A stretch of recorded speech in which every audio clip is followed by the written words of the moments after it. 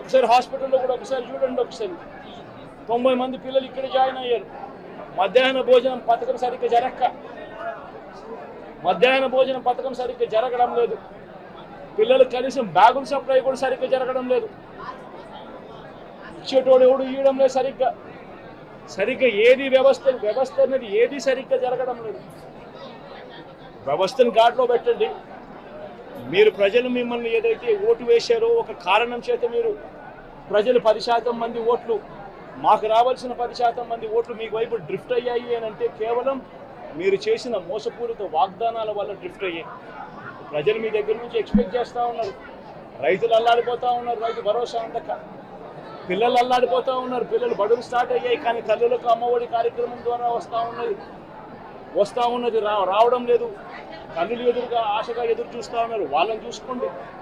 అక్క చెల్లెమ్మలకి ఇస్తామన్నారు నెల 1500 రూపాయలు, అది ఇచ్చే కార్యక్రమం చూసుకోండి. ఇంటింటికి ఉద్యోగం అన్నారు, ఉద్యోగం ఇవ్వకపోతే 3000 రూపాయలు ప్రతి ఇంటికి నిరుద్యోగ వృత్తి అన్నారు. ఆ పిల్లలందరూ ఎదురు చూస్తూ ఉన్నారు, మీరు ఎప్పుడెప్పుడు ఇస్తారు 3000 రూపాయలు నిరుద్యోగ వృత్తి అని. అది చూసుకోండి. ఇటువంటి ఏవి కూడా మంచి కార్యక్రమాలు ఏవి కూడా చేయకుండా రాష్ట్ర వ్యాప్తంగా భయాందోళన మాత్రమే క్రియేట్ చేసే దుర్బుద్ధిని చేసే దుశ్చర్యను ఆపండి అని మరొకసారి హెచ్చరిస్తూ చెప్తా ఉన్నాం. శిశుపాలను పాపాలు పండినట్టుగా వేగంగా జరుగుతూ ఉన్నాయి. తన పాపాలు పండడం అన్నది కూడా తను మర్చిపోతున్న సందర్భంగా మరొకసారి చెప్తా ఉన్నాం.